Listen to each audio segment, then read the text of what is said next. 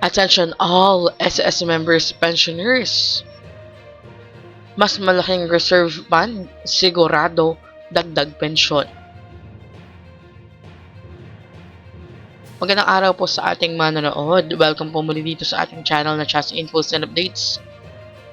Alam niyo po ba na ang pagtaas ng 1 trillion na reserve fund ng SSS ay hindi lamang isang simpleng financial milestone? Ang paglagpas sa 1 trilyong pisong reserve fund ng Social Security System noong 2025 ay indikasyon ng mas matatag na social safety net para sa milyong-milyong Pilipino. Batay sa datos ng DOF or Department of Finance, umabot sa 142.97 billion pesos ang net income ng SSS, 58.4% na mas mataas kaysa sa noong nakaraang taong 2024. Habang lumaki ang kabuuang asset nito sa 1.26 trillion pesos, para sa pamunuan ng ahensya, malinaw ang mensahe. Mas protektado ang contribution ng mga miyembro at mas sustainable ang pensyon.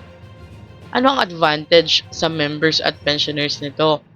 Una, mas garantisadong pensyon kahit may economic downturn.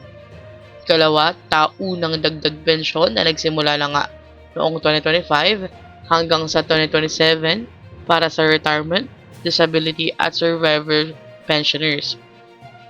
Ikatlo, mas mababang loan interest, 8% kaya mas magaan ang hulog. Mas malawak na loan access kabilang na para sa survivor pensioners. Mas mabilis na disbursement sa pamamagitan ng My SSS card. Patuloy na calamity, emergency at microloans para sa agarang tulong pinansyal. Bakit mahalagang malaman mo ito? Dahil ang SSS ay hindi lang para sa kasalukuyang retirees. Ito po ay pondo rin ng mga kasalukuyang nagbabayad ng contribution. Ang lakas po ng pondo ngayon ay sukatan kung gaano kasigurado ang makukuhang benepisyo sa hinaharap ng mga members na nagbabayad pa ng contribution ngayon. Sa madaling sabi, ang 1 trillion pesos na reserve fund ay hindi lang record. Ito po ay simbolo ng mas matatag, mas responsableng pamamahala at mas maaasahang benepisyo para sa bawat Filipino members.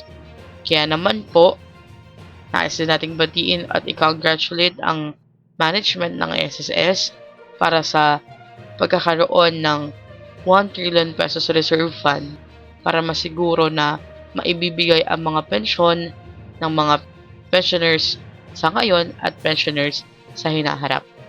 Hanggang dito na lamang po muna. Ito ang Chas Infos and Updates. I-like, share, and subscribe para kayo updated. God bless po and have a nice day.